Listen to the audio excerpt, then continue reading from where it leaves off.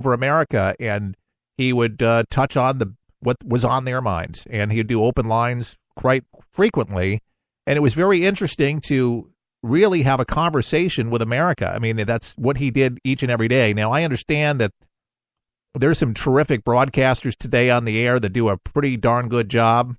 One of them, I got to meet Sean for a very short time at Cape Canaveral several years ago.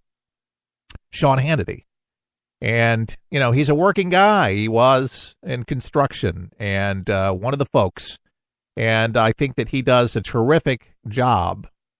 I think he's restrained a bit because of the advertisers, but for the most part, they allow him to speak his mind. And I think he does a great job. Chuck was doing that way before Sean Hannity, Mark Levin, all the big ones. Yeah. Before Glenn Beck was even known about. Before Glenn Beck knew he was going to be on the radio. Chuck was doing it. He was a pioneer, but people listened to Chuck by the millions. And as a result, many people launched their careers, had talking points, had things to talk about. But other than Chuck and Rush, that was it. And Chuck and Rush, though conservative, Chuck was not making the salary at all what Rush made and what he makes now. Rush does a show. I think Rush is a patriot. I think he does care about the country.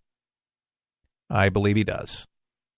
Some folks would disagree, but I believe that Rush Limbaugh enjoys not just his money. I think he does do a lot of good charitable things. But again, they lived completely different lives, Chuck and Rush Limbaugh, that's for sure. Some people say, well, if Chuck was making millions of dollars, where did all that money go? Well, first of all, he had staff. He had the Telford Hotel. He had salaries to pay. He paid hundreds and hundreds of employees and correspondents, reporters that went on the scene to actually write books and write articles. He had to pay to reproduce stories that he'd come across, pictures he'd have to pay for, rights of use. It was endless. And a lot of times Chuck would break even, if not lose money, by sending stuff out. But that's the kind of guy he was. That's the kind of organization for the people. And that's why I started working for Chuck in the beginning. I was working for Bott Radio Network. And folks, I've had a very great career in broadcasting. I've worked for some very big broadcasters. I've worked for, well, before they became iHeartMedia, I worked for Clear Channel. I remember Glenn Beck in the building in Tampa. I worked for Salem Communications. I worked for, who else did I work for? Bott Radio Network in Memphis, Tennessee. And I've worked for the People's Radio Network, Chuck's organization. And I had shows on all of those places, as well as I'm pretty famous for my production. I write voice and I produce commercials and radio station and television imaging. And that's how I've been able to make my living, supporting my family for all these years. And I have a voiceover school. If you're interested, at forthepeopleshow.com, you can't find me there, but at ihaveagoodvoice.com if you're interested. ihaveagoodvoice.com. Slow down. ihaveagoodvoice.com. Thank you, Charlie. I have listeners that tell me, slow down a little bit, and so you can get it because, you get some old-timers there, they're like, you got to slow down because I'm writing. ihaveagoodvoice.com. There you go. And you can read about me and be amazed. Yeah, because I don't toot my horn. I've had a lot of accomplishments outside of doing the show. And so this endeavor is definitely a labor of love. How do you tell a story of a man that was bigger than life? Figuratively and literally. Chuck was just a big guy. I mean, he was big. He suffered from weight issues his whole life. But you know what? Chuck was a teddy bear, and his wife called him Bear. He was a giant teddy bear. He really was. But when those that knew Chuck saw Chuck, we just saw Chuck. We didn't say, there's a fat guy. He was self-depreciating. I remember when I saw him officially at the Telford Hotel in 1995 when I drove in from Memphis. Chuck was seated, and he got up, extended his arm and his hand, and he said, "I'm Chuck Harder. I'm a beach ball with legs." That was classic Chuck. And he kind of just diffused the whole thing, the elephant in the room kind of thing. Pretty neat guy. This video is going to have Chuck in it. This DVD that's Talk Radio at the Telford.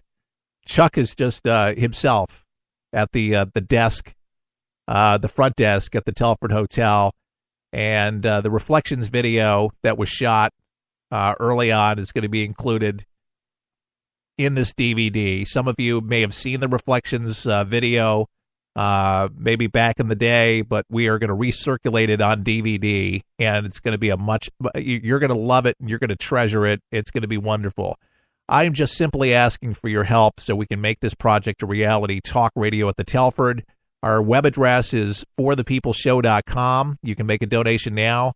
Folks, you would make my heart leap if you just gave $1 today. I'm serious. Anytime anybody it doesn't matter how much it is, $1, $25, I get excited to see the number change. Now, just because it doesn't change the denominator that hour, I could be sleeping, I could be home with the family. I update the numbers as soon as I can, and I have my laptop, and I'll do it from home.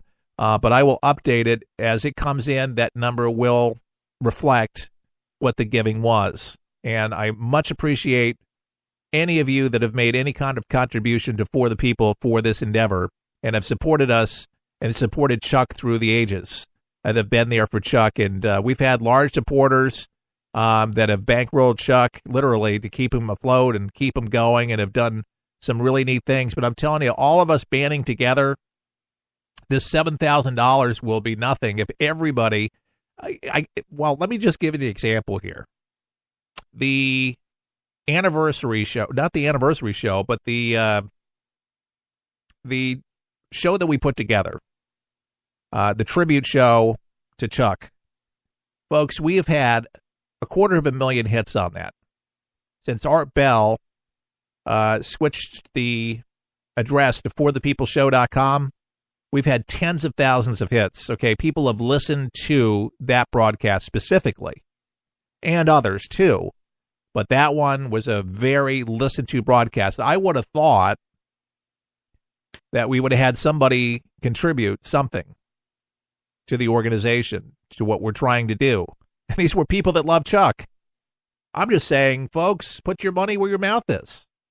Okay? We're not here getting rich off Chuck or making money because Chuck's dead. Me and Chuck did a radio show together. Chuck actually gave me the rights to be able to do the broadcast and carry on with For the People.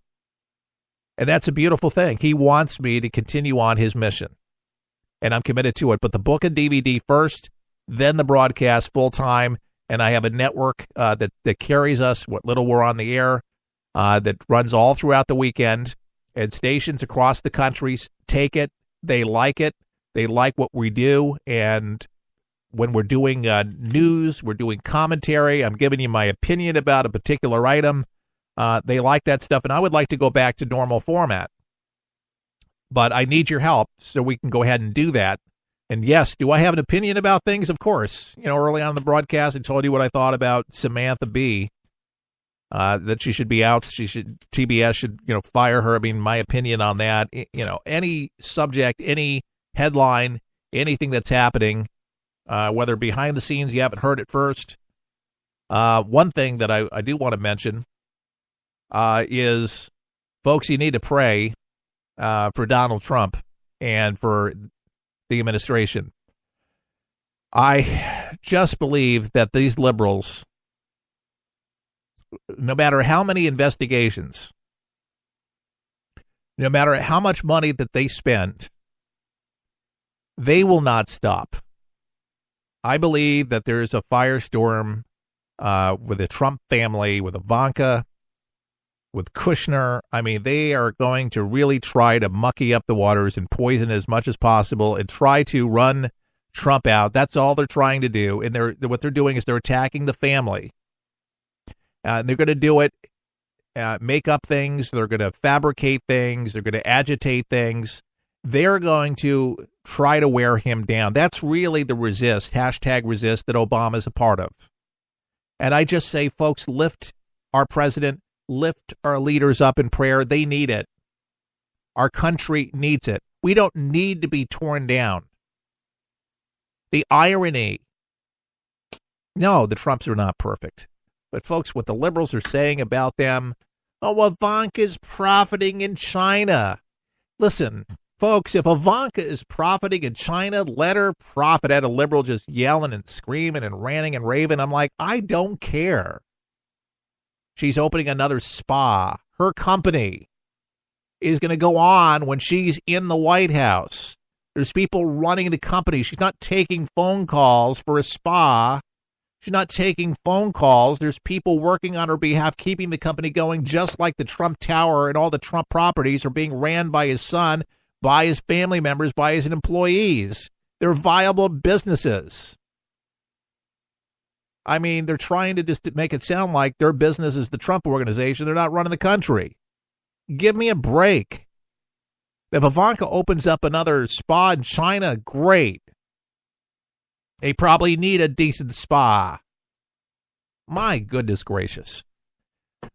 It's amazing. But, you know, if Ivanka gave you her spa, would you just reject it, throw it out? You're just jealous. It's people that are just don't have money and have nothing better to do because it's not their president. It's not Obama. Doesn't look like Obama, doesn't walk like Obama, doesn't talk like Obama. So you got to diss him. And that's all they can do. And any of this issues about, you know, children in cages, you know, like cows and pigs and all this other stuff, it's just ridiculous. I mean, they just frivolous information that they throw out and the public eats it up, hook, line, and sinker. And then, you know, and let me just say this. If you believe them and what CNN throws out, what MSNBC and CBS and all the major networks, even PBS, you would think that we have the worst guy in the presidency that we've ever had, worse than any of them. And it would look like Dickie Nixon was an angel.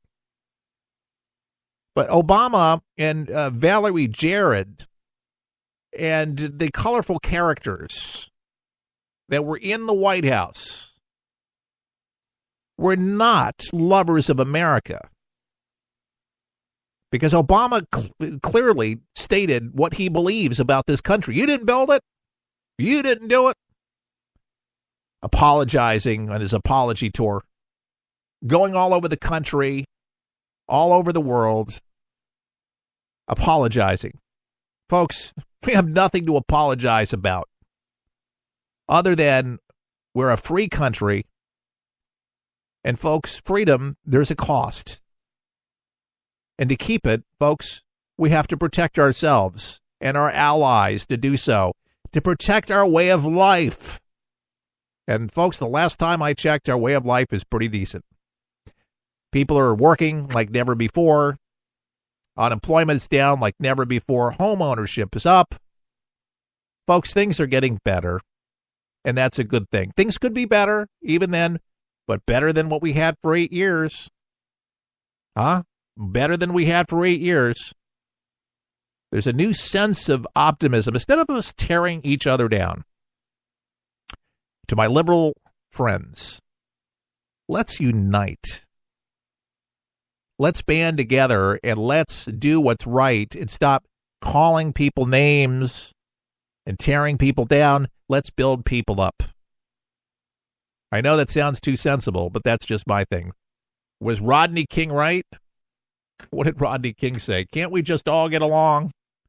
That Rodney King and his simple message. Yeah, can't we just all get along? It would be nice, but human nature is human nature. That's the deficiency, unfortunately, of the human race, is that people will find the worst. And it'll bring out the worst or bring out the best. But I tell you, there's a lot more good Americans, great Americans, that are even listening to this broadcast right now that are the solution. to this